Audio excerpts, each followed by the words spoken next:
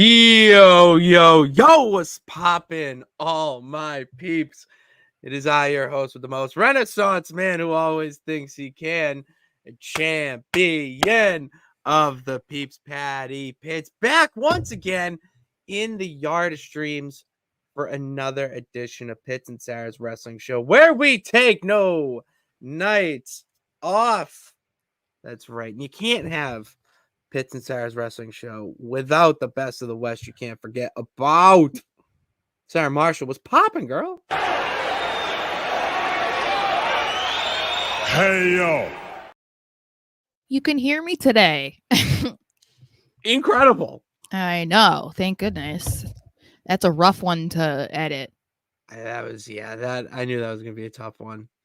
Yeah, I put a note in the description to be like, I had to stream from my phone, so I'm sorry about the volume, but it is what it is. You gotta do what you gotta do, you know? Yeah, you know what? It's still gonna be a better product and more appeasing to the eye than Plymouth Rock is. So yeah. I mean, I just think that is, for anyone not from Massachusetts in here, and has learned about the Pilgrims and how they landed at Plymouth Rock.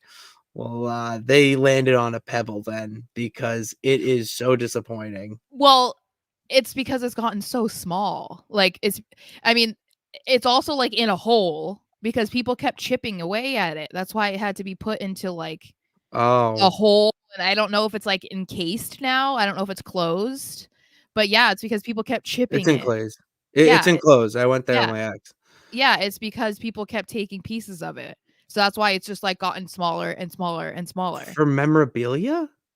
Yeah, like I don't know if people. Are you serious? Yeah, people were chipping it and taking it home. I don't know if they were like selling it or whatnot, because obviously back when they were probably doing that, there wasn't eBay, but they were still probably, trying to be like piece of Plymouth Rock, like, yeah. So that's why it looks like that. Oh man, Not if you ever go to Massachusetts and you're like, hey, I want to go to Plymouth and like see the Plymouth Rock and like the Mayflower. I mean, I guess the Mayflower can be cool if you want to go on it. It's not the original. Cool. It's not the real one, but like, what you should go to is Plymouth Plantation. I've always loved that. It's so Plymouth fascinating. It's a classic. I'm sorry, Plymouth Rock. It was just a very disappointing experience. That's just all I could say. Yeah. I agree. But yeah, let's say hi to some peeps here. David, what up? What's up? Trish Stratus coming back at the Royal Rumble. That's a hell of a. Maybe. We got a Rumble hat today, our Rumble beanie, courtesy of WWE Shop. Thank you. Item one of three that I may or may not have gifted myself while ordering presents for my brother and nephew. The others are pre-ordered. The punk shirt comes before the Yeet sweatshirt. I'm so upset. I want that Yeet sweatshirt so bad. You're gonna get it. It's just gonna take longer. That's all. It looks so cool. I don't know. I love that. David is here. Hey, yo. The crowd goes wild one day. One day, king. One day, king. Plymouth Plate. Oh, David. I forgot. It's I. It's PLI. How dare you? How dare you? Yeah, we used to go there all the time. Like, I went there before we moved too, and I remember I was playing a game with one of the Pilgrims in his backyard, like the one that was like, the board that's like long and it has like the holes in it, and you move like marbles, and you have to try and move it into the holes on the end. I don't remember what that's called. I know exactly what you're talking about. I just don't know the game. Yeah, but he was obviously, because he's supposed to be a pilgrim, we were using rocks and sticks. So, yeah, that was pretty cool when you're like 12, and so I was just playing with this pilgrim guy. So that was fun. That is elementary school field trip summed up in Massachusetts. I was like obsessed with going and being like, where is John Standish? Where is he? Like, I wanted to like find the specific pilgrims that you learn about. And it's like, oh, he's in a meeting. And you're like, oh, okay. And then like no one's home. And then you go into the one house and the lady is like churning butter. And you're just like, okay. Nobody churns butter anymore. Oh, it's Miles Standish, I think. Not John Standish, Miles Standish. Johnny Appleseed. Okay. Whatever. Great guy. All right, enough Massachusetts talk. I know when you get a couple of Bostonians in the yard, we just love talking about the ye old country. But today we have to talk about the ye old sport of professional wrestling. Sarah, today we aren't going into Raw. We're not breaking down SmackDown. I love this one of our shows, our trilogy of shows, whatever you want to call it, that we do. Because this is where we really get to just let it out. Let our knowledge, our fandoms really show. And like it different avenues. You know what I mean? I love breaking down Raw. I love talking about that. But like there's so much other stuff going on in wrestling. Mm-hmm. I you know what? I have my lemon. Because of that, I had a lemon. We're switching it. If you don't know what I'm talking about with lemons, well, buckle up because it's time for our favorite segment of the week. Don't be a lemon, be a rosebud. Don't be a lemon, Sara. Be a rosebud. It is our lemon and rosebuds of the week. For anyone who is new, welcome. And lemon and rosebud are our least favorite and favorite things that we saw in the world of wrestling this week. Lemon being the least favorite and Rose obviously being the favorite.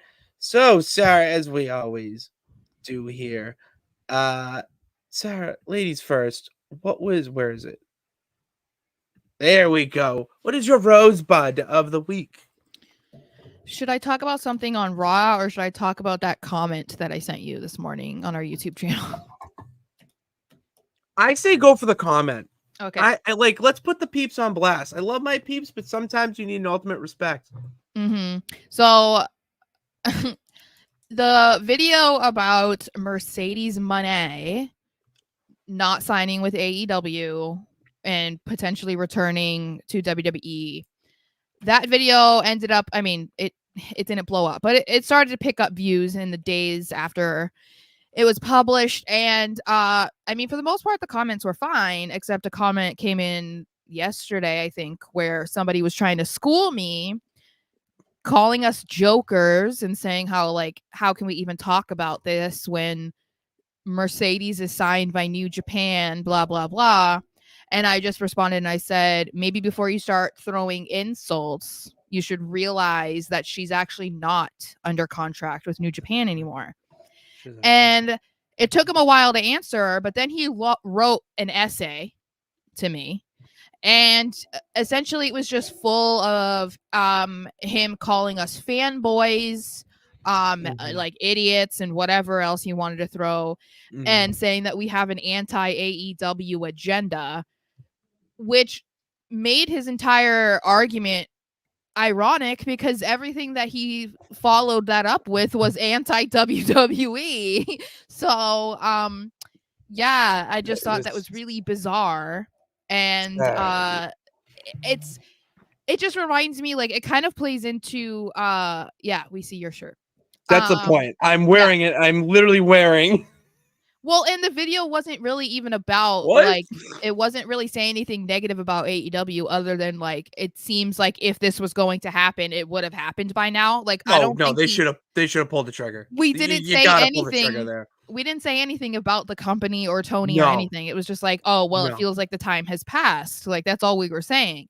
Clearly, yeah. But it's just one of those situations where it reminds me, like I was just writing about Cam Newton because he was saying like, that's your guy. When you have an opinion, he's talking about football, but you can relate it to wrestling. Like if you have an opinion that people don't agree with, they tend to, depending on the person, they tend to like personally attack you instead of actually just saying like, I disagree with you, I think you're wrong, and like explaining their take or why they think that you're wrong. You're like providing evidence of why you're wrong. And that's exactly what this guy did. Like, instead of just being like, I don't agree with you and I think she's going to do this and this and that, it was like, you're an idiot, you're a fanboy, you don't know what you're talking about, you're anti-AEW and you're just up WWE's butt and blah blah blah blah. And I'm just like, this is such a weird stance for you to take, because like, it's so weird. If you disagreed with what weird. we said, that's fine, but you don't then have to result to like throwing insults for no reason. Like, I just responded with like a ton of capital LOL because it was just like, this is so obnoxious for no reason. That's a win for you. That was a big win. That was a big win, because we get those all the time, and you know, you could say your opinion till you're blue in the face, and they're just not going to agree. But it's opinion, so whatever. But no, we have like facts to back up this dude's just like slander. That's a dub in our book, Sarah. That's a dub. It was just somebody who was mad about Mercedes. I mean, I don't know, because like I said, there are other videos where I am talking poorly about AEW and Tony Khan, but that is not the one that I feel like, if you're a pro AEW, anti WWE fan, that's not the one you should be getting mad about. Like, no, look in the videos that we have posted. If you want to get mad about something about to AEW and me saying something about them, then there's other ones that you should be watching, and then you can send me your comments. But yeah, until then, yeah. Just funny. No, it was awesome. It was, I got a good chuckle out of that today when I saw that, because the peeps, that I say this all the time to my dad, that I hate how much I love people, but no, I love how much I hate people sometimes in the real world, but then hate how much I love people at the end of the day. Like, it's just such a double-edged sword. Mm-hmm. They're so entertaining, obviously friends, whatnot, but then there's people that just suck. Yeah. That's what I was taught in my first job. People suck. That was the first thing I heard. But you people, y'all don't, because y'all here with us talking wrestling. Best thing ever. All right, I'm in a good mood. Other than my rosebud of the week being basically Santa Claus at work, I am obsessed with this devil angle. They reel me back in. All right. It was on the outs where I'm just like, all right, I'll wait till the payoff. Or, World's End, I'll just tune out till then. But then last night, MJF and Swerve had a backstage segment with each other. Boy, howdy. Unbelievable. And that is the perfect way to tease Swerve in the title picture. To the point where I was coming up with scenarios in my head that would make Swerve the devil and the whole person manipulating this. Because in the how do you make an absolute despicable, vile, evil villain or heel is by something like this. Framing all that. I don't know. And also to the fact that we need to see Swerve Strickland as AEW champion at some point in 2024. All right, MJF had his time. For God's sakes, I'm wearing his shirt, so I obviously support him.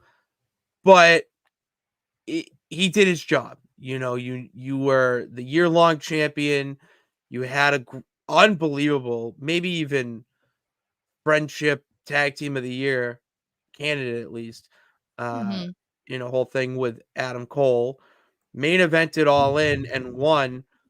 Dude, just go to Hollywood. Start doing what The Rock did.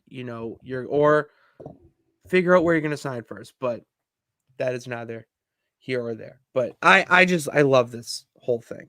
And at the end of the day, it could be Jack Perry, which would even make me smile more. I was responding to a ton of comments last night because I had been slacking, and a bunch of them were comments on that one. Like, did they just hint at who the devil was when we were saying like James Storm and whatever? Yeah. And it was just so funny to see some of the comments because people were having a good time. I could tell, like in the comments, like some people, I had someone being like, "It's Stone Cold," and I'm like, yeah, which I said too. So I saw someone say Shane O'Mac.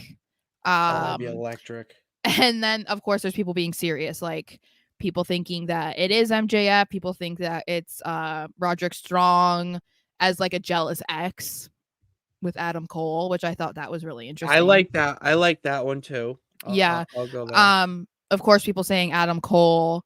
I don't remember, but I remember I responded to the Stone Cold one, and I was like, "By God!" That's all I God. I was like, "Yes." I also thought this was funny too because I was responding to comments. Vincent Kennedy McMahon, he was on his YouTube channel, and he responded. He left a comment on our Cody Rhodes becoming like going down the John Cena path. He let us know that is why he signed Cody. So that's incredible. I know. I was like, I'm very happy. I was like, thank you, Vince. Thank you. So VKM back at it again. Shout out Vince McMahon, boy. At least someone in Stanford's listening to us. Yeah. Oh, that's funny. Mm-hmm. It was MJF. It was me all along. I swear. If it's MJF, I'm gonna be so sad.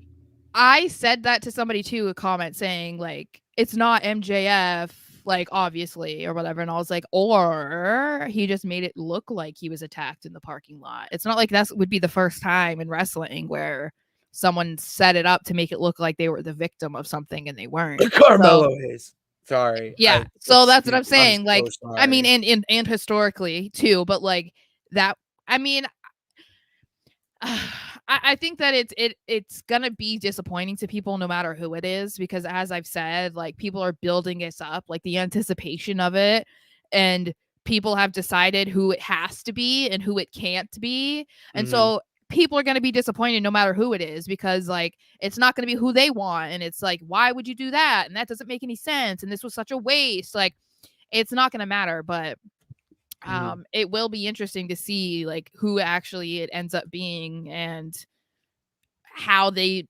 take it from there, because I think like the reveal is huge, but you can't then drop the ball with like how you proceed after that, you know? Exactly. I agree. Do we have any more rosebuds? I was going to say the Carmelo trick. I love that storyline a little going. I love how they're, the Melo was trying to get Trick into making it a triple threat match. Yeah. Like, no, it's so we get the title. We get revenge. Trick's like, how do you know it's we got revenge if you have no idea who attacked you? Yeah. It's like, yeah, I'm sorry, man. Yeah, like, yeah. Oh, it's going to be so good. I'm curious to see how they're going to end that. Like, what is the end game? Because I feel like it's such a weird it's such a weird position to be in, I feel like, because people are really invested in the storyline, obviously, and I mean, the assumption is it was Carmelo who did that to Trick, and it seems like we keep getting that. But do people really want to see Trick versus Carmelo? That's the thing. But that's like, but people love the Trick Melo gang. So it's like, do you really want to then see them against each other? Or is it going to be one of those things where it's like a Shawn Michaels Undertaker thing where it's like, you can't really hate either of them, and it was basically just like, okay, this is the end, like this match is the end of this, and then we just like, it's fine afterwards, kind of, you know what I'm saying? Like I wouldn't be surprised if that happened, because I'm like, Carmelo can be a heel, but he's not a heel on the main roster right now, so it's like he has two different characters right now, the NXT version of Melo, the SmackDown version of Melo. And I really wouldn't be surprised if they bring him up as a babyface, because he's like I'm telling you, they're gonna bring him up, and then Trick is going to get brought up. Like, this story's gonna linger. Like, we're not gonna know who attacked Trick for like 8 months. Well, because Trick's not getting called up yet. I think that's what I mean. They want him to be champion first, I think. Yeah, exactly. And they're doing it for Ilia. Like I think they want him to beat Ilia. Sick. What if that's at our show, the one before Mania? I don't want to see my guy lose. I know, but then how fun would it be? Like, whoa, that Trick. Like, that would be electric to be part of. Well, then maybe Ilia debuts on the Raw after Mania. Okay, then I'd pop. So that's on what I Mark mean. out. That's what I'm not kidding. When he comes out and does his entrance and I'm just down here, I do this. yeah. I'm like like, oh, that's so good. Classical music slaps so hard. Okay, let's not be dramatic. I love classical music. I listen to it every day. It's not bad, but it like makes me sleepy. So fair. That too, I do listen to it to sleep as well. All right. Trying to think of any more rosebuds. well, No, a lot of topics. So we'll see if there's a rosebud in there. So until then, you know what? Wait, I had it. I lost it. Sarah, what's your lemon of the week? It's kind of like the lemon of my life, and that is Triple H being really against heels winning, like ever. I have an issue with that. You do have an issue. Yeah, and it's just still relevant, and it's not just because of like Imperium. It's like members of Judgment Day, they don't win. They just retained the tag titles, but it's like Finn couldn't win at Mania. Damien might not even cash in. Like, we don't even know when that's going to happen. And then the rumors are that he's not going to have a successful cash in. But it's like they're not winning matches. So it's like I even responded to a comment that said the exact same thing. It's like they're not building up fearful heels. Like there's really only like Roman Reigns is like the only one that's scary, right? Because they're like, who's the final boss? Is it Gunther or Roman? And I'm like, obviously it's Roman, but like, doesn't the fact that he needs help to win every match kind of discredit that him being a final boss? Like, you don't see Bowser like bringing all his children in to like help him win, like if it at the end it's you versus Bowser. It's not like, Roman where it's like, here is 80 members of my family. It's the only way you will beat me if you beat that first. To climb the tree. You're gonna have to climb the family tree from the roots up. And that's the thing too, is like Roman's appeal as a heel has dropped significantly with the fall of the bloodline, because like, yeah, you hate him because he's going against Randy or he's going against LA Knight or he's going against Jey Uso, but like he's not doing anything that like makes you hate him other than the fact that he's going against a top babyface. Like there's really nothing anymore. But like when the bloodline storyline was active, yeah, when he was beating the crap out of this person and having, Solo and AJ Styles, like those types of things was like getting him heat. But right now it's just kind of like he still gets cheered. People acknowledge him on every SmackDown. Like that shouldn't be happening. They acknowledge him. They acknowledge the shit out of him. So that's what I mean. But like, I miss the time when we had heels that nobody cheered for them. Nobody. And I feel like that's not happening right now. And then Triple H is like against letting the heels ever win, as if sending home some fans that might be disappointed about one match on the entire show is a bad idea. Like, he of all people would know the importance of being a bad guy when most of his career was spent being a disgusting bad guy.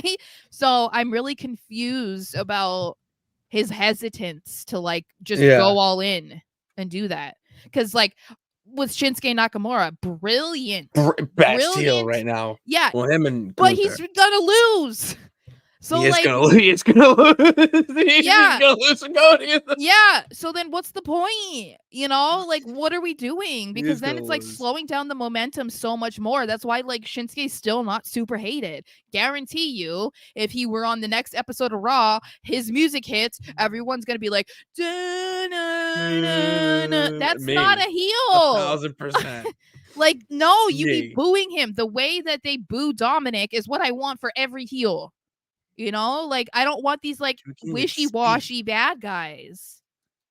Dude can't even speak, and it's almost a year. I think it's been a year. But see, even that though, it's like the only reason he's getting that is because now it's like trendy to like boo Dominic. It's not like because I hate Dominic and everything he's done. He's so gross and he's so evil and this and that. Like when he was beating the crap out of his dad at Thanksgiving dinner, I get it. That's jumping the shark, though. But you're just gonna boo him because you did it. But that was worth it, right? Like that elicited that reaction. Now it's like, oh, Dominic speaking, I gotta boo. Like, because you remember he beat up his dad.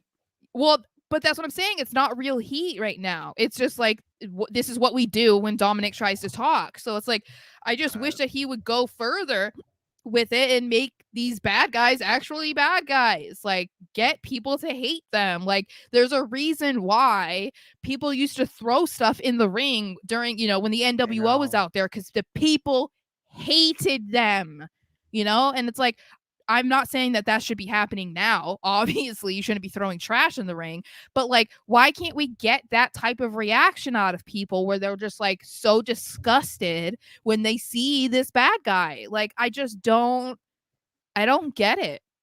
The best heel in wrestling right now is Christian Cage. It's I say Swerve, that's a little bit biased because I just think it's so entertaining. But Christian Cage, literally, like, I can't like fake cheer and do my old optimistic shit with him. Like, the dude is awful. Well, and he goes for like the like low hanging fruit type of heat. You know what I mean? That's heel. That's I know, but it's like he goes below the belt, which is like the easiest way for people to hate you, because it's like, it's relatable. Like, oh, you're gonna talk about my dead dad? Like, you know what I mean? Like, smack the shit out of you. That's easy for people to hate you because it's like a personal thing that people can feel connected to in one way or another. And that's why I'm saying, it's like, I don't understand how we're in this position with Triple H of all people. Nia Jax, I have a story about this. Quick story. Nia Jax isn't a real heel. People just hate her. In general, they hate Lena. That's the thing. When I went to it was a Halloween Raw in college, or one of the Raws, whatever it was, doesn't matter. We went with like 8 of us, all right, packed into a Toyota, whatever. One of the guys was like the biggest Bayley fan. Keep in mind, 2016, like, she's the face of the women's division. And all he wanted to see were the Bayley buddies. He didn't get to see the Bayley buddies because Nia Jax was in some segment with Sasha or someone that elicited Bayley to come out and then fight her on her, on their behalf. Nia Jax proceeded to actually squash her, and all the mannerisms of heel, whatever. This man sulked the entire way home. He was a 22-year-old man, all right, and he is sulking on the way home because Nia Jax squashed Bayley. That is a heel, all right. Like, there's no one like that. Like, if Dom, like, because that's the thing, Judgment Day, they're not winning. They're not like just dominating. Yeah, they talk, but they're not walking anywhere. Yeah, they're on a goddamn treadmill. And that's why it's like, how is someone supposed to hate them when they know, if they're against people, certain people especially, that they're going to lose? Like, that's the problem I've said I have with Imperium. Like, why would anyone be scared of Imperium outside of Gunther? They're not going to win. So, like, true. There's nothing to fear about these groups. That's why it's like almost ironic that Judgment Day comes out every week and we run Raw. Do you? Because like, you just lost again. So I don't know about that. I think Jey Uso runs Raw. Whatever.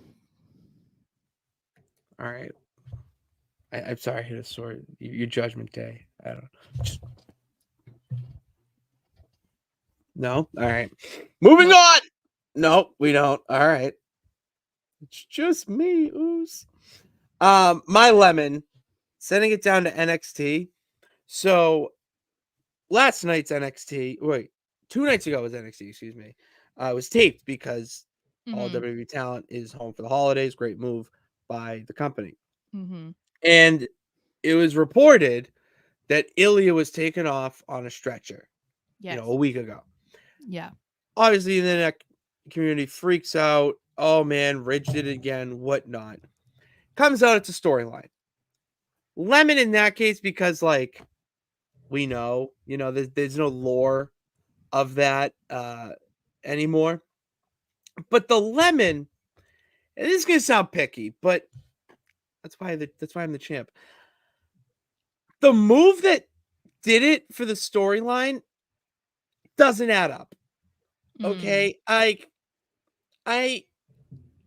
was a DDT, or one of those like cross arm chicken wing held up a little bit DDT, and his neck went out. What I know in a real situation, and that is a botch, and it could seriously hurt them. Then yeah, that's a move that could.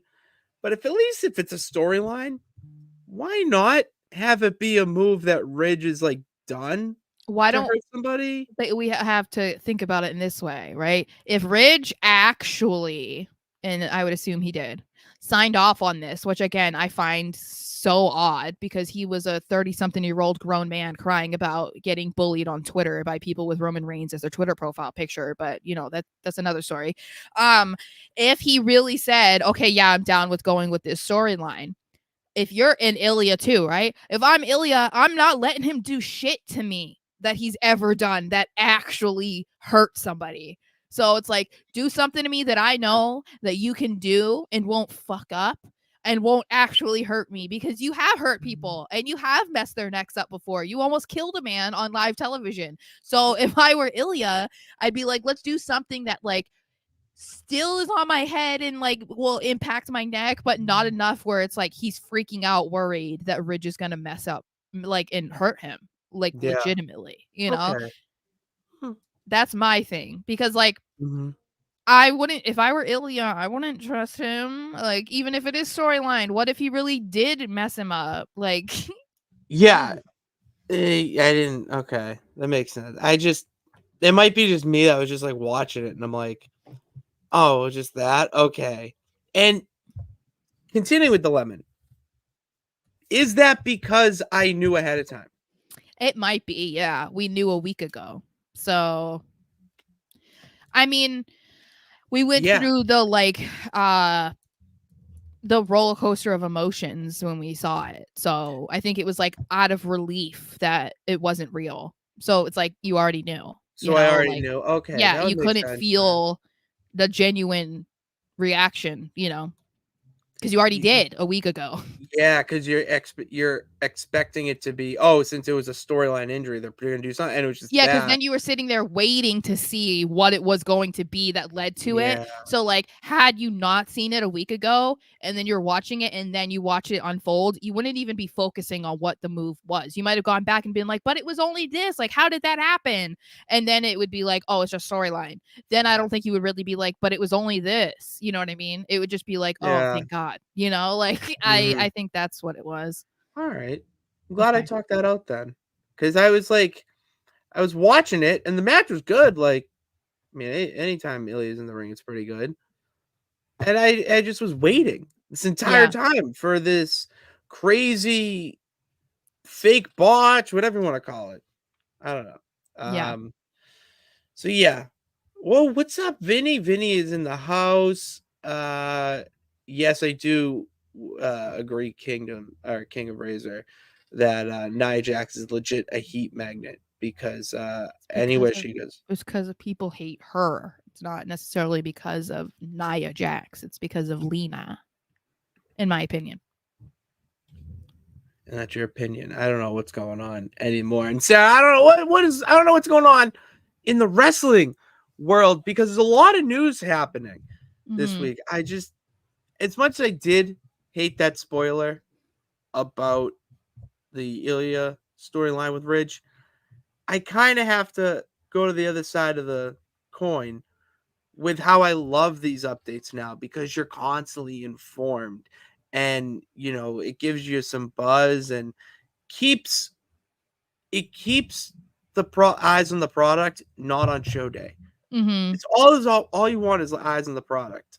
So I love it personally, but I don't love this. Well, hold on. Let me take that back. I don't love what happened, or I don't love what happened to Liv Morgan. Okay, but I love that no plans are changing with her. All right, no plans are changing with her within WWE. I think the verbiage they used was penciled in for 2024 plans, which you could say what you want about arrests and how people are arrested for this, and the suspended and whatnot. All right. She wasn't driving under the influence. But that's the thing is people were talking about the Usos. Nothing ever happened to the Usos, and they've had multiple. So DUIs. So Jimmy Snuka wrestled after that whole thing. Riddle was never suspended. He went to rehab, and he was doing hardcore stuff. You know what I mean? It's not the same. And I think that they've also loosened their punishments or whatever, their views on marijuana specifically. So I think of all things that Liv could get in trouble for, this was the best case scenario, I guess, other than a traffic ticket. You know what I mean? If she was just speeding, which would be bad, obviously, but if she got caught with meth or something like that, would be way worse. A little different. Then we're concerned. But but this, I think, they said that they're wanting her to have a big match at WrestleMania. So, if they didn't do anything about, the Usos and everybody else that has gotten in trouble over the past few years, then they would look like major hypocrites if they did anything to Liv. They would be. Especially because she's a woman, if they did that too. Yeah, that you can't. It's a very, very thin line, and it's just best not to cross it. Yeah. If you already did what you do with the Usos, it's just not worth it. Couldn't agree more there. That's really all I got on that, because I think it's stupid. Anyone who has really strong opinions on it, and some people do touch grass. Yeah, and it's alleged that it wasn't even hers. I don't know the truth of that, but I heard the pen wasn't hers. Yeah, they're saying it wasn't. So, but again, guys, it could be way worse. She could have been drunk driving. She could have had way hardcore drugs. She could have been going 150 miles per hour on the highway. You know what I mean? The fact that she just got in trouble for something like this, it's so minor that it shouldn't matter. It's 2023. The world's changed. And it's legal in a bunch of states at this point. So legal here. It's not here, I don't think. I don't really think so. Hi, we're a red state. Come on now. Oh, we are a blue state. I always forget that. Yeah. It's weird because Romney was the governor for so long. So it's you guys are blue leaning, but kind of more violet. You're a little more can be purple. Yeah. We're nice royal purple. Yeah. We're red, but we're getting towards being a little purpley. So yeah. Can't wait. Don't even. I don't know what politics are, but I do know that Mercedes Monet wants some of that. I said it wrong again. Are you kidding me? Monet. Yes, money. Mercedes Monet. See, I feel like I'm saying it exactly. You're saying Monet, the painter. Monet. Oh, sorry. It's money, Monet. Monet. Yes. All right, Miss Mercedes Monet wants some of that Charlotte Monet. As reported that it would take a contract bigger than Charlotte's to get Sasha Banks back in WWE. Here's the thing, Sarah. Just like the NFL, once one franchise quarterback signs, you damn well sure that next quarterback wants to be signed more than that. And it's just another bidding war at this point. Issue is it's in the same company, or the same team. Well, and it's the same issue that they had when she originally left. The tag team titles was another aspect to it, but they didn't want to pay Sasha money like Becky or like Charlotte. It's the same issue almost 2 years later. So I understand both sides to the argument because, there's a lot of people who have expressed their opinions on both sides of the aisle where they're very Mercedes deserves it. Give her whatever she wants. And then there's other people that are no, she walked out on the company. She hasn't really done anything. She's not she's not better than Charlotte, whatever. I understand both sides of the argument, but I do think that they kind of screwed themselves if they ever wanted Sasha to come back because they did give Becky a new contract and paid her a bunch of money. They gave a new contract to Charlotte and made her the like highest paid female wrestler in the entire world. And if they ever wanted Sasha to come back, if they thought that Sasha wanted more money 2 years ago than Charlotte, now they're paying Charlotte like $500,000 or more or whatever she's getting paid. You really think Sasha's not going to be like, that's what I want to?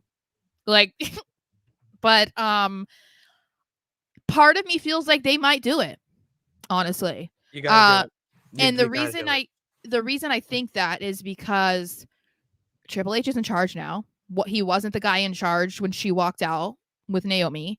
I think that she could have a solid place on Raw specifically because of the amount of talent on SmackDown. And we have to remember, Charlotte's out, dude, for like a year.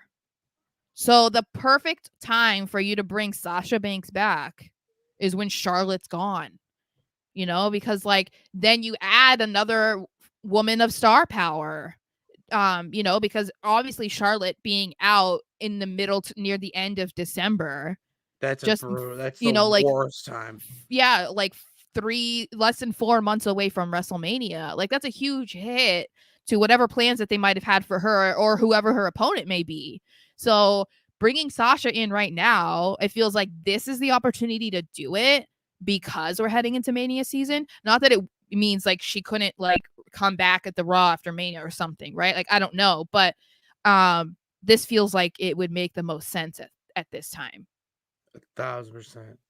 This is where WWE picks up the ball. AEW fumbled.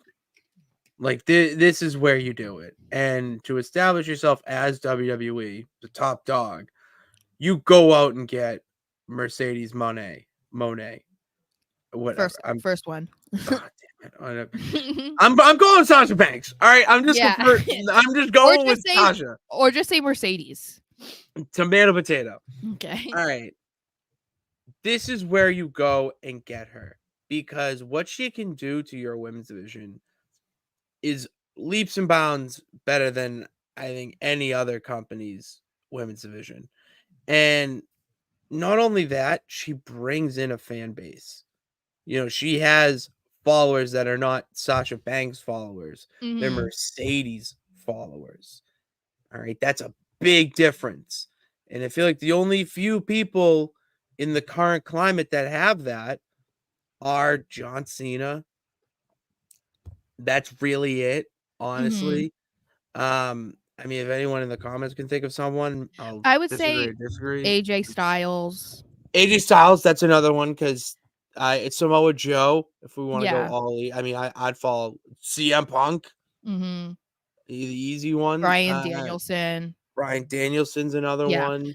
Yeah, like, but I get go on and on. Yeah, like they have a following, and that is in exponential difference in viewership and sales and just eyes on the product compared to what you're getting now. And I meant to mention this as well. She might want a lot of money, and like I said, I don't know the figures of Charlotte. I just know that you know, she has gotten a ton of money.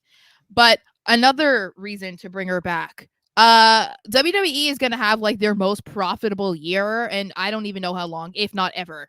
So if you're concerned about them having the money, they definitely have the money to afford her right now. Not that they didn't, you know, before she walked out, but like Vince was pinching pennies then, you know. So it's like now that WWE is like absolutely on fire. It's like, do it now. If you're going to do it now. You know, like maybe in 6 months we could be revisiting this conversation if she doesn't come back, you know, in the next few weeks or by the Rumble or whatever. But it feels like, yeah, this is the time to do it right now. 1,000%. This is where you got to do it. I feel like I'm missing a banner. I don't know. I rearranged a couple of them, but I only put like the similar ones together. Okay. Otherwise I didn't touch them. So okay. LA Knight getting honored with the key to the city of Bakersfield, Maryland, where he is from. And I'm trying to find it, the actual tweet that you sent me. Where is it? There's a lot here. Oh, I forgot these ones. Okay. They're going to present him with the key to the city Saturday, December 23rd. The public is invited to attend this recognition ceremony on Saturday as he returns to his hometown to receive this unique and well-deserved honor. What a 2023 this man has had. I know. Like, I I know a lot of people get keys to the city, so it's like, I don't know how like really cool it is, but I mean, the fact that if you thought about where he was a year ago at this point, like, would we have ever thought that he'd be getting the key to the city of anywhere? Like LA Knight. I mean, he was just barely back as being LA Knight a year ago. So, I mean, I don't know what else to say. Like, we praise him all the time because he's just done so much. It's actually kind of ridiculous. It's insane. Just wanted to give his props there because that's really cool. Yeah. Bayley signed a new contract today, actually minutes before we went live. Multi-year deal. And it leads to this banner. How underappreciated is Bayley by the fans? I think she's like the forgotten, underappreciated one of the 4 horsewomen. It used to be Becky. Now it's Bayley. Mm-hmm. And I don't know that it's all of the it's not just the fans' fault. I think part of it is like creative. I think it's part of their fault. Because they clearly prioritized Charlotte and Sasha when they were brought up from NXT. Like, they were very much the favorites. And that's why, Becky accomplished a lot in NXT, but then she had to kind of like reinvent herself multiple times and like, I don't know, do like backflips and everything just to try and like solidify herself as like a real legitimate person, like woman in the locker room, because like they were so focused on Sasha Charlotte. I mean, I get it. They're both very talented, but like there's a reason why they were called the 4 horsewomen. It wasn't the 2 horsewomen. So I don't know why that was, but it feels like Bayley is in that situation. And that's why I think that I would really like to believe this lead up to the Rumble and what we think is going to happen with Damage Control and her turning babyface or whatever. I would love for this to be her, like, the man moment. You know what I mean? Where it's like people are finally recognizing her for all that she is and what she can be and what she's contributed and like how phenomenal she is all around. I would like for that to be like, okay, finally we're not saying like Sasha, Charlotte, Becky, Bayley, like Bayley's all the way down here. Like, I would love for, and I don't feel that way. I'm just saying, obviously peeps do. So I would like for that to be the case, because that would just be really cool to see, and she is well deserved. After NXT, Bayley fell flat. I mean, she was the hottest thing in NXT to the point where Triple H trusted her and Sasha to main event takeover with an Iron Woman's match. Yeah. Like, that's a huge honor. And it feels like now we're getting level 2 of that. If you do re-sign Sasha Banks and bring her back, or even sign her, but have her say it's Mercedes now. Whatever you got to do to get it to make it happen, just do it. All right, if you want to kayfabe, give me a story about how she changed her name to Sasha to Mercedes, fine. I'll eat it up, but just get her there. That's all I care about. But yeah, Bayley's incredible. Oh, I wanted to list the people that she put over this year. That was what I wanted, because this is another reason why I think she's extremely underappreciated. I think people need to realize why that makes her actually like even if it's one slot above Charlotte. Charlotte ain't doing that. In 2023, TV to pay-per-view to house shows, she put over Bianca Belair, Tegan Nox, Liv Morgan, Candice LeRae, Becky Lynch, Mia Yim, Asuka, Nikki Cross, Rhea Ripley, Lita, Trish Stratus, Raquel Rodriguez, Shotzi, Shayna Baszler, Ronda Rousey, Zelina Vega, Charlotte Flair, and Io Sky at Money in the Bank. Mm-hmm. Now name the ones that Charlotte did. Oh, Shotzi's been teaming with her a little bit. I think this where's Shotzi been though? Since sidekick. But like, yeah, that's equal. You know, like that's why I think that people need to remember, like, being in wrestling means like you're a team player. Yeah, it's a team sport, kind of. You know what I mean? Curvin, house shows absolutely count. Okay, if fans are there, it counts. Yeah. 1,000%. Usually it goes on onto TV as well. Like it finds its way through the airwaves of the internet and whatnot. Yeah. So. Yeah, I love Bayley. God, the internet, the wrestling community loves Bayley. Big booty Bayley. Yeah, you said it, girl. Pam. Bray White. That's her name, Pam. You know her real name's Pam. Oh, it is Pamela. Yeah, I didn't know that. Pam. Good old Pam. So this was a really cool thing that happened, especially during. Did we really? We said this, or at least I did. Mm-hmm. There's got to be a video in the archive somewhere. Go, for anyone who hasn't subscribed yet, after this, hit that subscribe button and go check out if we said this in our archived post videos. Bray Wyatt signs a Legends contract with WWE, and all the proceeds will be going to his children that he left. And this is just a classy, great holiday move, great human move by WWE to do this, especially with how much of a tragedy it was. I mean, it really shook up not only WWE, but the entire wrestling world. And, let's take wrestling out of it. Let's go into the human element. Wyndham left a soon-to-be wife. They were supposed to get married like a couple weeks ago. Mm-hmm. A fiance with 3 or 4 children. That is so sad to hear that story, and you hate hearing stuff like that. And for WWE to step up and do something like this so that the children are, on the right path. At least they got a little bit of a push to go on the right path. I mean, these moves really warm my heart. I would like to think that this means that they'll continue to come out with new merch for him. Because I think, first of all, you should, because that just means more money to go to the kids. You know what I mean? So it's like, I appreciated that they did put out some new shirts a few weeks ago, and I think they should keep doing it, because there's so many things that they can do.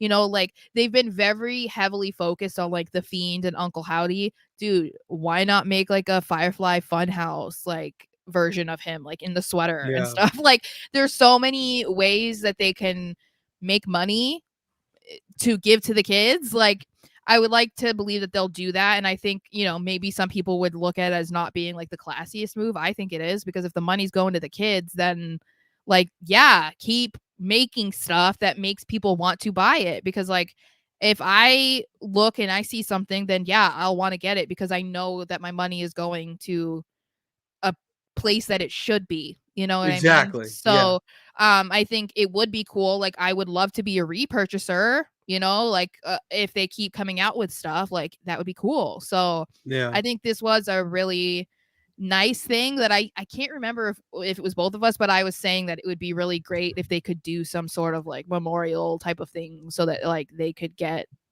be the beneficiaries of it, because WWE isn't always the best about that. Like, I've heard rumblings about like the Guerrero kids don't get any money, any royalties from Eddie stuff. I don't think Cody Hall gets anything from Scott Hall's. So like, there are some families, from what I understand, that don't. So I'm glad that they were like, no, like they need to change this and make sure, because the kids are so young. I don't want to speak out of term here, but isn't Eddie Guerrero's daughter like kind of messed up? No. Well, he has 3 daughters, but okay. Yeah, no, there's a lot of drama going on. Drama. That's a good word. Well, I mean, and I'm only saying it drama because she has made some heavy allegations against her stepfather and her mother, the younger daughter. That's what. Okay, I've seen the these. younger daughter between him and Vicky, because then he has another daughter with another woman from when him and Vicky weren't together. But yeah, there's a lot going on with the Guerreros. At least there was. So yeah. Interesting. Yeah. Smart. All right, Sarah. The floor is yours. All right. I'm just gonna let me introduce it here. So it was reported that TK Tony Khan he's actually said this in the ROH final battle press conference that he believes that AEW is under attack, is constant attack. It's under constant attack. AEW is to be under constant attack. You do a great show, and the next day somebody's saying something negative. You do 5 great shows in a row, someone's saying something negative. You break ticket records for most tickets ever sold for any wrestling show in the history of the world. Somebody has something bad to say about it. At this point, I don't worry about it. We just need to go out and do great shows week after week. We were the #1 show on cable this week. We beat every single show on TV on Wednesday out of hundreds and hundreds of shows across hundreds of networks, and we continue doing it, and everybody works here. Everybody works here is going to be in a good position. I love that passion. That's where I love that passion. You like delusional passion? It's not delusional. No, he he's makes delusional. some good point. Like the ticket sales is okay. Ticket sales right. And they sold out Wembley. I mean, that was the most tickets ever sold in a wrestling promotion ever in the history of the world. Not anymore. Okay. My main takeaway is he's delusional. The second is if you don't care, it's a little bit ironic that you had all these stats to spit out, but you don't care because you didn't do the research to be able to say that, right? Like that's ironic. Yeah. And also, if you didn't care, then why do you spend so many hours on Twitter responding to people with pictures of Roman Reigns as their Twitter profile picture? That's what I want to know. If you don't care, how come you constantly have hissy fits on Twitter? How come you're constantly freaking out and like literally going on like 50 tweet threads about how great AEW is? Like, you don't care though. That's why your talent is constantly bringing up WWE live on air each and every week. Like, boy, bye. Every week they bring it up. Literally. It's actually incredible that they bring it up every week. It's so stupid. Like, they don't understand how stupid it is. Like, it's so dumb because they don't acknowledge it ever in AEW. Almost never. Yeah, reverse, but yes, I know what you mean. WWE never says AEW is what I mean. You said it backwards. Okay, yeah, WWE is like never saying it. Yeah, they never say it. No, they say the other guys. Well, but even then, they barely ever mention its existence. Is what I'm saying. It's like very few and far between. Yeah, you have to drag it out of him. And I said I love his passion. That's why I love TK. I can always appreciate someone who's that passionate about what they're doing. However, if you want to take a bird's eye view of this, he's got to calm down. He's got to calm down. And this really isn't how an owner of a company should be acting, especially on social media. I mean, Triple H, you do not see him tweet. You don't see these owners of billion-dollar companies tweeting out their frustrations. It's very high school-esque. I mean, for God's sakes, Facebook, I send you those memories. I've seen you post yours and I post mine, or I see mine. And like, I just want to give a Gunther chop to younger me. Like, what are you doing? Like, why are you tweeting today with the number 2 and day? Like, just you buffoon. It's like it takes more effort for you to press the 2 than just spelling it out. Yes. Yeah. You're just trying to be different. And I get it. We all try to. But like, you gotta know when there's a time and place for everything. And he just does not understand that yet. And if he does and is saying F it anyways, then that's an even bigger problem. I think the biggest thing is though, is like his actions don't back up his words. So he can go on every show, every podcast, every live, whatever, and say this until he's blue in the face that he doesn't care what people are saying, blah, blah, blah. And then 2 hours later, he's on Twitter having an emotional breakdown, calling out a 14-year-old, Stone Cold Steve Austin fan about how stupid they are, and they don't even watch the product, and he's posting a gif of like the Young Bucks, like to like get back at them. Like no, dude. Like, no. It's like, when you're saying like a billionaire owner, like imagine Jeff Bezos like chilling on Twitter, getting offended because someone's tweeting about how their package from Amazon was late every time. Like, can you imagine? That's so I wouldn't take Jeff Bezos seriously. Exactly. And it's like, I wouldn't. And Tony, I like I've said, other than the fact that he needs more people around him that like can help him, just needs a guy. Just do this instead of having yes men or doing it all himself. This is just another instance of where he just looks like a fan. It's like the fact that he sits next to people at every press conference. Like, why are you doing that? Like, why do you need to be there for every press conference interview? That's weird. Even college coaches don't do that. Yeah, so it's like, why do you have to be there? It's because he's a fan, and then it's like when he's doing this kind of stuff, it's like, yeah, because you're a fan of your own company. You're a mark for yourself. That's where you start to run into trouble. You can't do that. So, like, we've said it a million times. He just needs to accept where his company is and, hope for continued growth in money and that they can sustain that for years and years and years instead of like acting like you're the best friggin' company in the entire world when you're not, or that you're the hottest and you're doing all of this and the other ones aren't. That's not true. Like, just accept where you are and that maybe in an ideal universe, you will one day be where WWE is, but you're not there. You're very far away from there. Just like everyone else is. TNA has been around for a really long time too, and they're nowhere near WWE. So, but they get that they're not WWE. Exactly. They're okay with that. They're really like them.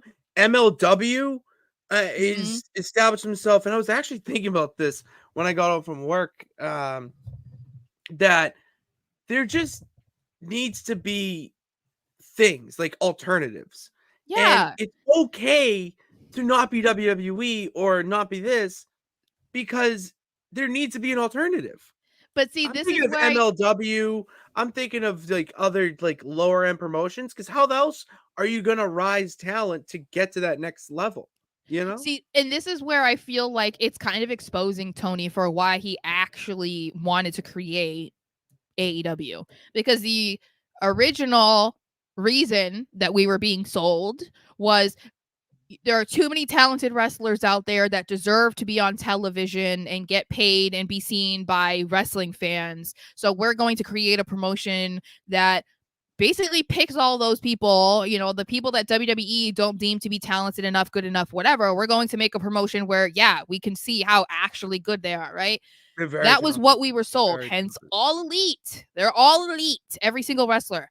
Tony did this out of like a vendetta. Like, he's got something against WWE. And I think that's part of why we keep seeing these meltdowns. He's so mad that he is still trailing WWE, that he can't figure out how to get to the top of that mountain. And it just irks him so badly that WWE is still the king and AEW is nowhere near it. It just feels like that was his motivation, whereas Cody and the Young Bucks, for instance, like their motivation was, maybe with Cody specifically, was a little bit like a big FU, to WWE, given where he was at that time.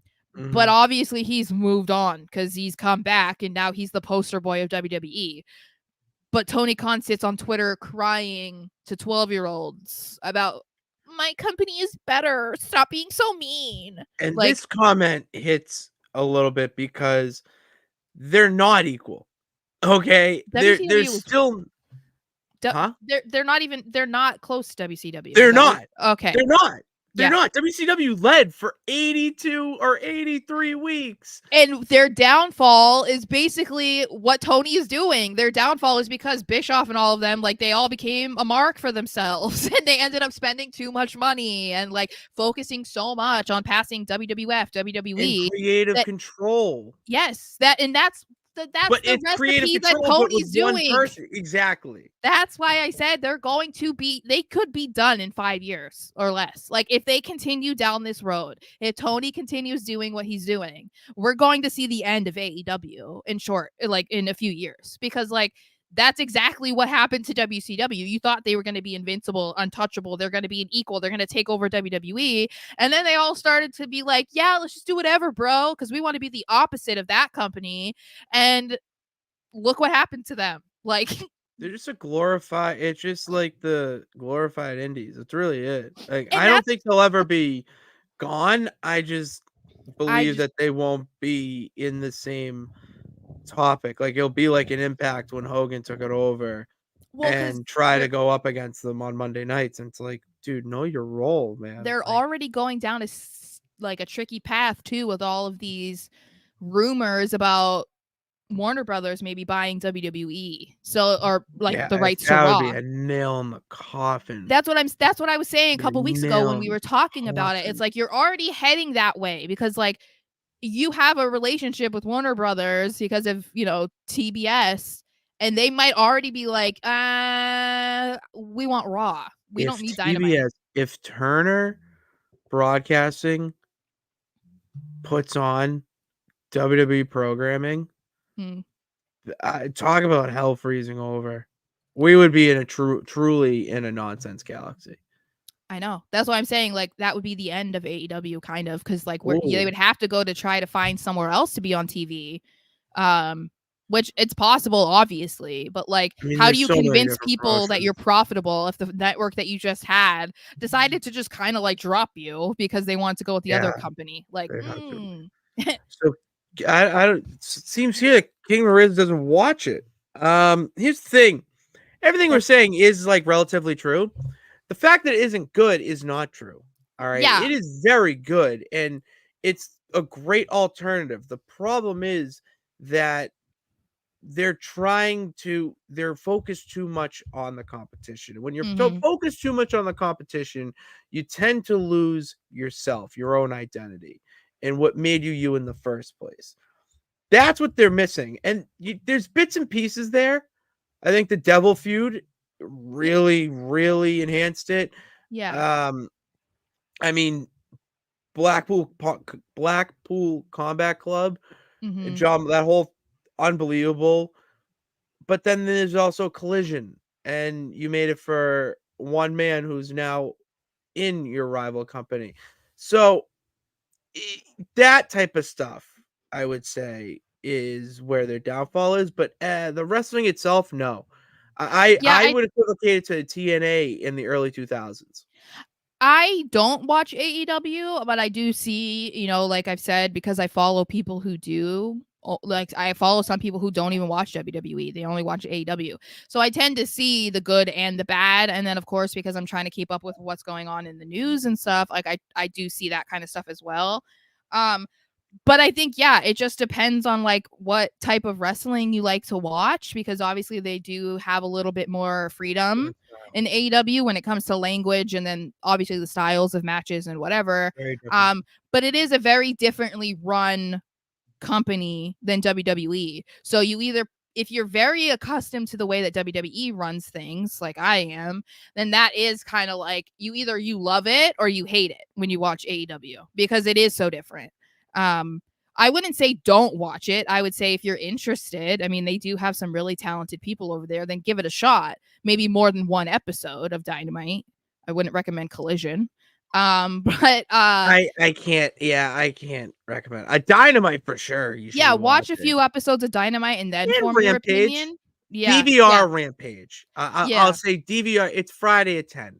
All right, just go out and have fun or go to bed. I would say give it a shot. If you like professional wrestling, you might like it. But then at least if you give it a shot a couple times, you can say definitively, like, it's not my thing. Agreed. Sarah, David's just loving you today. So Thanks. Drop dead. Thanks Gorgeous. for the love, man. You want to show some love? There you go. Time for you to show some love. Gunther went on a podcast, or was it on the Bump? Busted Open. It was on Busted Open. I love Busted Open. Busted Open. They're talking about who, he would like to face at WrestleMania 40, and he responded by saying that it feels like everyone's been talking about Brock Lesnar as the final boss, and I would like to challenge him to really stamp my legacy here and whatnot. And let me tell you, I think we already said this, by the way. Me personally, you're welcome. To have this happen, Sarah, and for Gunther to be talking about it means that it's gotta happen, right? It's gotta happen. I think that I've been saying that I want Gunther to win the Royal Rumble, but to me this is kind of an indication that he's probably not. And just given like what we've tried to think about the scenarios of who's going to win the Rumble and who makes the most sense and who's going to be challenged for the title and whatever, it seemed like Gunther's not in those plans. So if that is the case, then I think, I think that they kind of have to do this. That screams like a Mania match, like that could be the headliner at SummerSlam. But I think that if they're going to keep the IC title on Gunther, then the best place to have him versus Brock is at Mania 40, as long as Gunther wins. You cannot have Gunther. You cannot have Brock beat him. I gotta agree with you there. Yeah. So that's the thing, because and the thing is it's not even going to be about the title. You know what I mean? Nothing to do with the title. But I don't want to see him drop the title before Mania. I feel like this would be like the cherry on top of his title reign, and then maybe after Mania he can drop the title at like, maybe not at the next one, but like maybe SummerSlam or something, right? But like that feels like a good way to kind of like cap it off and like, I don't know, give him his flowers, despite the fact that I've given it to them every day. So. I mean, we're kind of excluding the fact that Brock has never even held the Intercontinental Championship. I know. So that's the easy alley-oop to slam dunk this match into happening. And that's the thing is like, that's the way to go about it. Just like the way they did it with Sheamus, is that's the only title that has eluded him in his career. So it's like, oh, okay. So you think that he has a chance against Gunther, and that would be the great thing for, him to be going up against Brock. That's the way you go about it. But that's the thing is, that's why Brock doesn't have to win, because no one sits there and says, hey guys, did you know that Brock Lesnar was never Intercontinental Champion? No one cares, because he's a multi-time WWE champion. Like, if you didn't need to climb the ladder by becoming like, a mid-card champion. So and I feel like Brock would be down for that, because like, look at how he put Cody over, you know what I mean? And I'm not saying Gunther and Cody are like equal, Brock but gets like, it. Brock gets it. Yeah, it just needs to happen. Okay, and if it happens at Mania 40 and we are in that building or stadium at the Link, oh man, I want Gunther to just call him out. Like, I want him to just like go on in the middle of the ring on a Raw and just be like, there's no one here that can fight me for my title. And he's like, I want to call out Brock Lesnar. Like, I want to see him do that. Brock Lesnar, you're the only viable candidate. Yeah. For me to defend this title and at the grandest stage of them all. And then he can also do it like Lesnar doesn't show up, and then it's like every week Gunther can call him out for being chicken and like not showing up. Yeah, you call yourself the Beast Incarnate. Yeah. Where are you, Beast? You're scared. You're scared of the Ring General. I am the real Beast. You just call him. Oh, need to happen. They can chop each other. Mm-hmm. Oh man, I love a good chop. I love a good just fucking chop right there. Mm-hmm. I don't know. Speaking of giving it flowers, they're also saying the Miz. Let me get this up here. I gotta be better at that. where is it? I had it. Well, pretty much. Where is it? Oh, I thought I had it. Whatever. Pretty much the Gunther. I think it was the same show. It was the same one Busted Open. Said that I have he. it right here. Oh, you're amazing. Yeah, because I sent it to you, dude. But anyway, he All right, I can't says, find it. I feel like maybe besides the thing I did at the beginning with Sheamus, the program I had with The Miz was like the thing that benefited me the most so far in my WWE run. I couldn't agree more with that because now he went against the sports entertainer. Like he went against the guy who has done it all in WWE, 2-time Grand Slam champion. Mm-hmm. You know, is I would say, other than Cena, he's the real vet, like the locker room leader when it comes to, you know, age and experience. Mm-hmm. And he has such a wide range for his character, the Hollywood stuff, the sports entertainer, the actual fighter, because Miz can actually wrestle. Gunther needed to go up against a guy like that, prestige, to hammer home this entire title reign. Yeah. And I think it's important for him to say these things because I think that it's just like what I've said before about people undervaluing a lot of heels because they're bad guys and they don't like them. So like they don't notice like actually how talented they are, whether it's on the mic, in the ring, or just overall. They kind of just like overlook it because you're not supposed to like them and these people don't like them, so they can't credit them for anything because it's like they just suck. And it's like, well, technically, like if you're not 12, I think that you can acknowledge all of the things that they are good at and what they bring to, you know, professional wrestling. And I think The Miz is in that situation where he's been around for almost 20 years. And most of that time, he was a bad guy and people despised him, and they still do. Talk about a heel. I know. So I think that it's like, it's kind of cool to hear that from a guy like Gunther, because obviously he's on a pedestal, rightfully so, because he just puts on banger after banger after banger.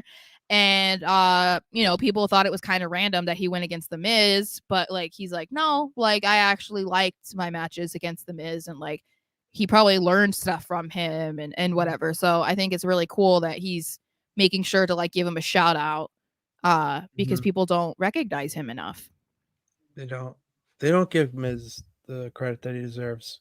But we do for sure. All right, Sara. Non-competes end today, which means all those cuts that were made by WWE in September are now up. And I'm going to read them here, okay? Dolph Ziggler, Elias, Mason Mansoor, Matt Riddle, who signed with MLW and is taking on Jacob Fatu in his first MLW match, which is hilarious. He can't get out of the bloodline. Shelton Benjamin, Top Dollar, Rick Boogs, Dana Brooke, Ilia, Commander Aziz, Riddick Moss, and Emma, and then our good pal Shanky. But Sara, there's one name that I forgot there, okay? And it was on purpose. Hashtag Mustafa Ali 2024. In Ali, we trust, Sara. All right, Mustafa Ali put out a video. Oh, I finally see the Gunther thing. Great job, Pitts. Mustafa Ali tweeted out announcing the hashtag Mustafa Ali 2024 World Tour campaign and then accepting bookings. You spelled his name wrong. On here. You wrote Mustafi Ali. Oh, you bozo. I can fix it. Okay.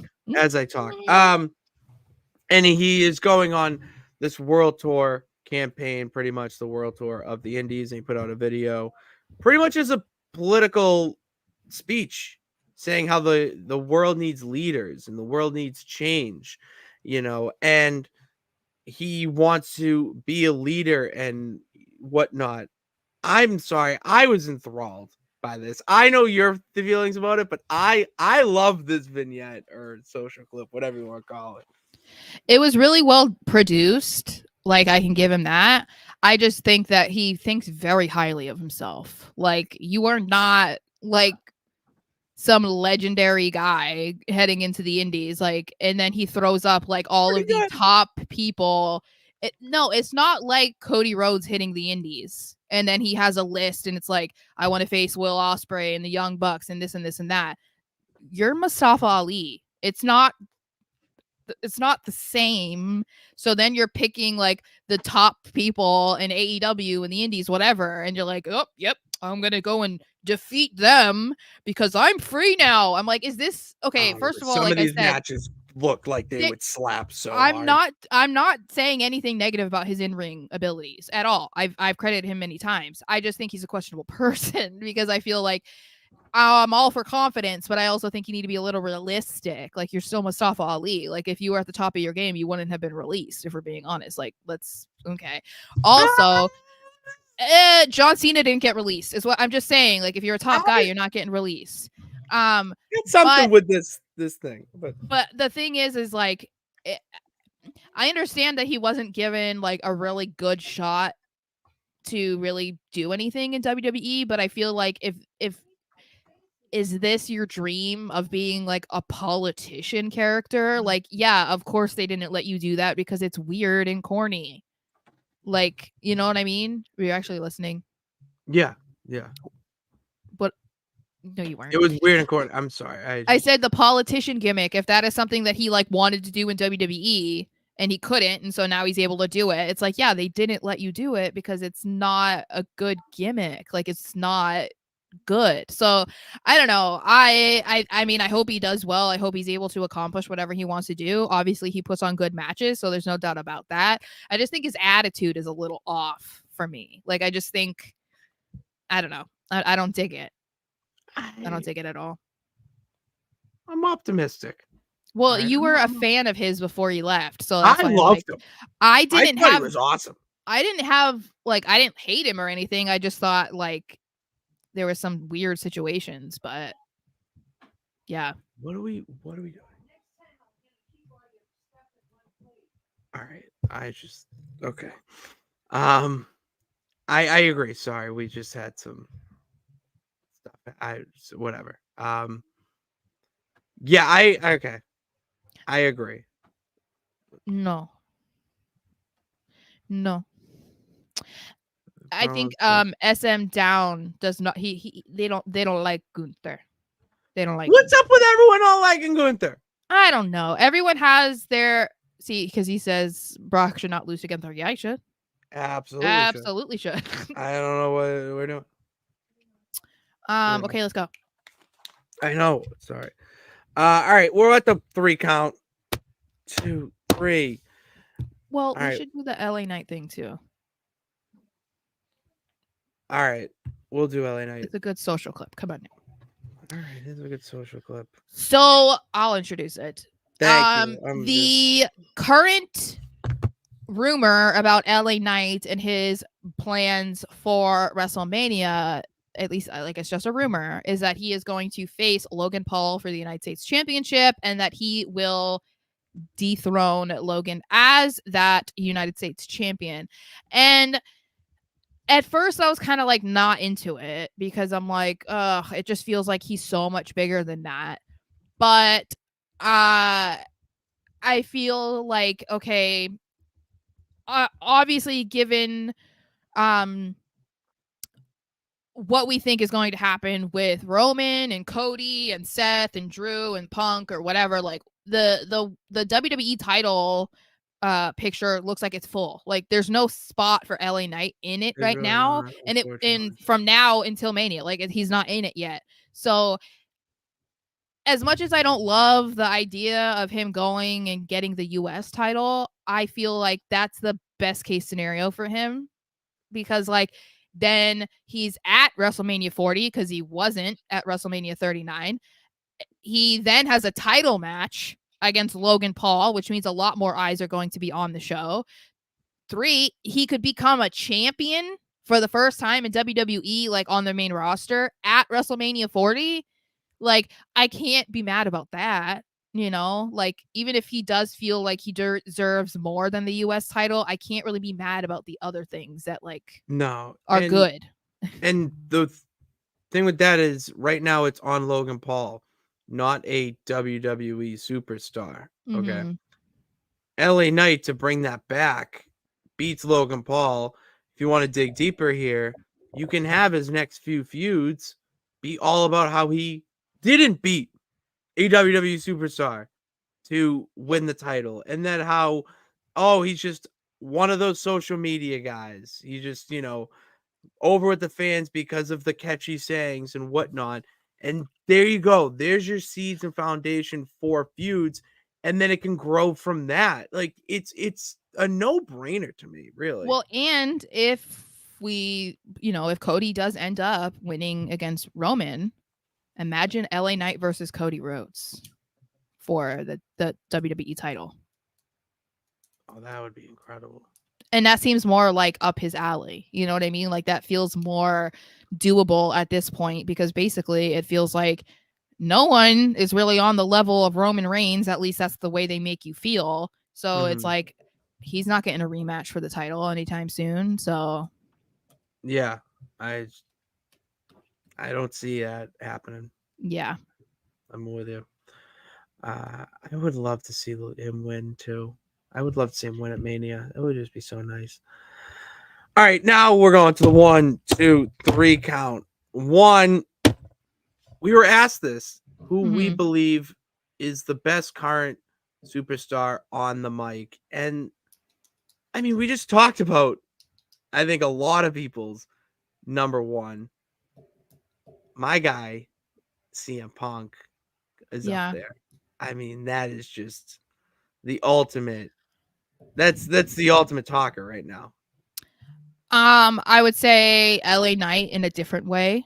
Obviously, different style than CM Punk. But I would say my top 2 would be Seth Rollins and Randy Orton.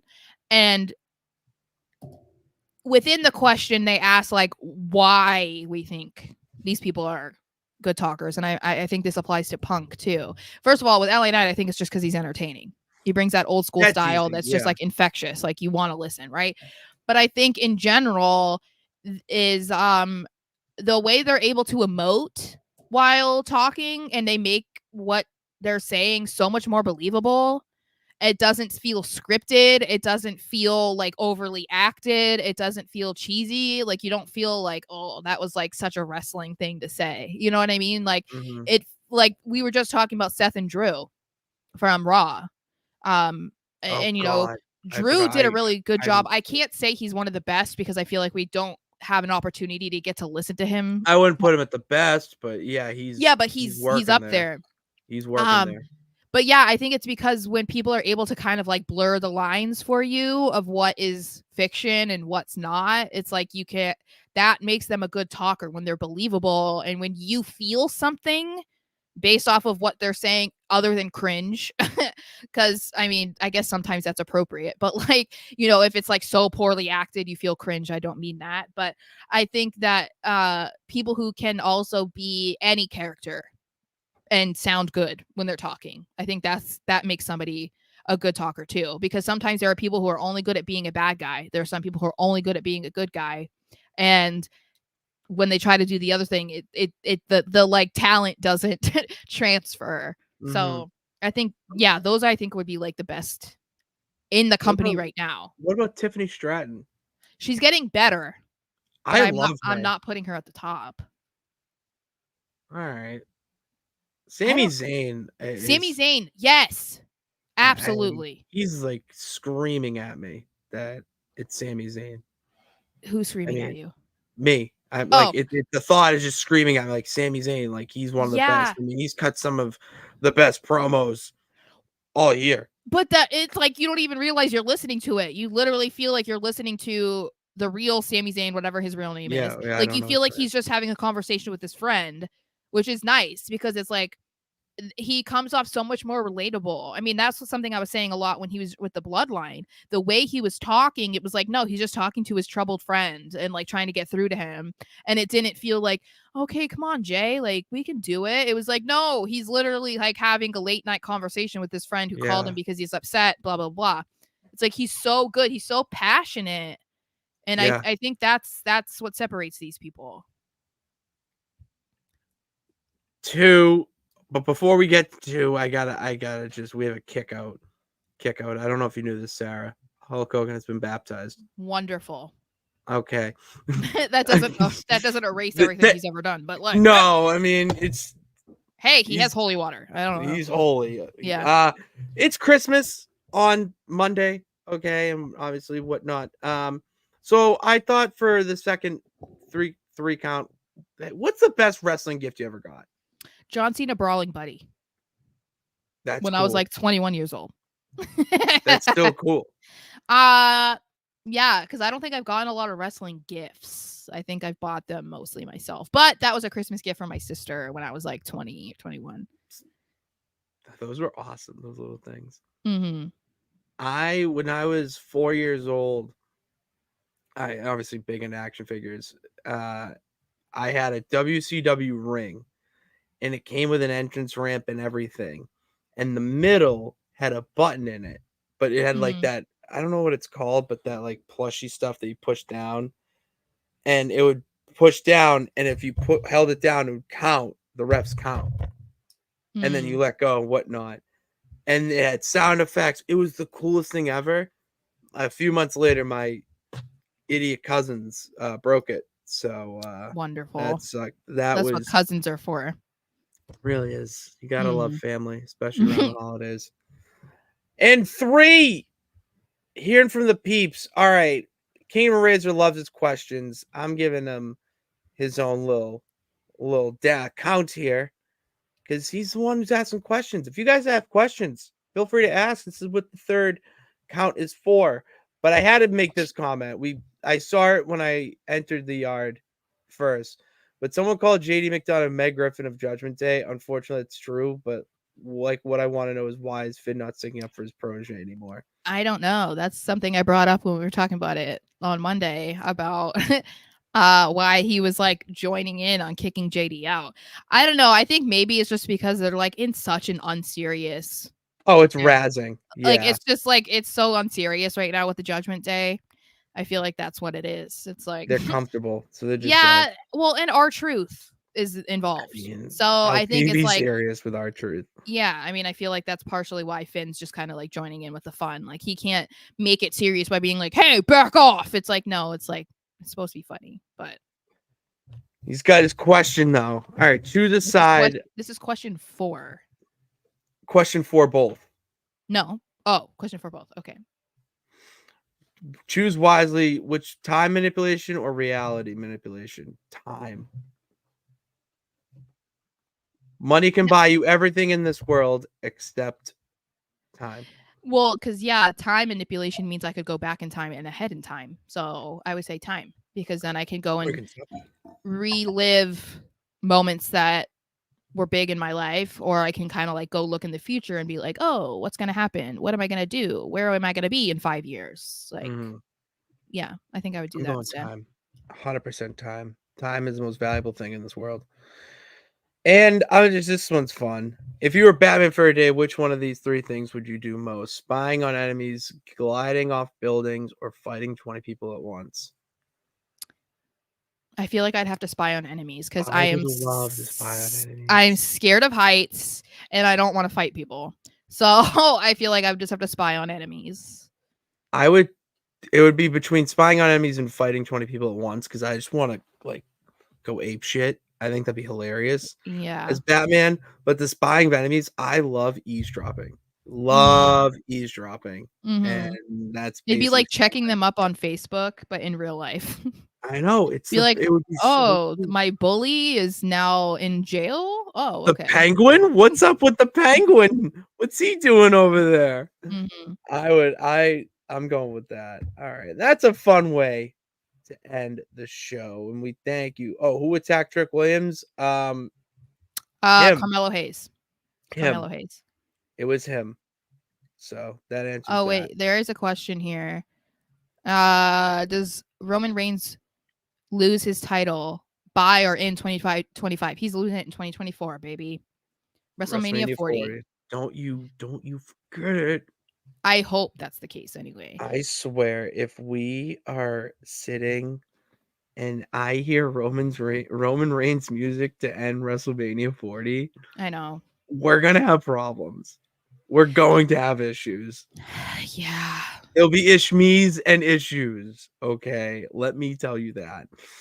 But that's then. This is now, and right now, I'd like to thank you guys for tuning in to this edition of Pits and Sarah's Wrestling Show, where we take no nights off, and we make sure you subscribe, hit that bell notification to know when we go live and post all of our clips from said episodes, and follow us on all social media platforms. Links are in the description below. And we may be back on Saturday for the SmackDown breakdown. I think we will be. So same time as usual. And then we're off Tuesday. And we decided that next week awards. All right. We're gonna do awards, our favorites of the year, whatnot. Let's get a name. Let's get a name for these awards. All right. You guys have been great with the comments here. Help us out to give a nice name to these awards we'll be doing on Wednesday next week. Wednesday will take place of Tuesday and Thursday. That's how sandwiches work. So until then, thank you guys for tuning in. God bless. Remember that you can do it. All you gotta do is try. We will see you then, and Merry Christmas, Happy Holidays. Yeah.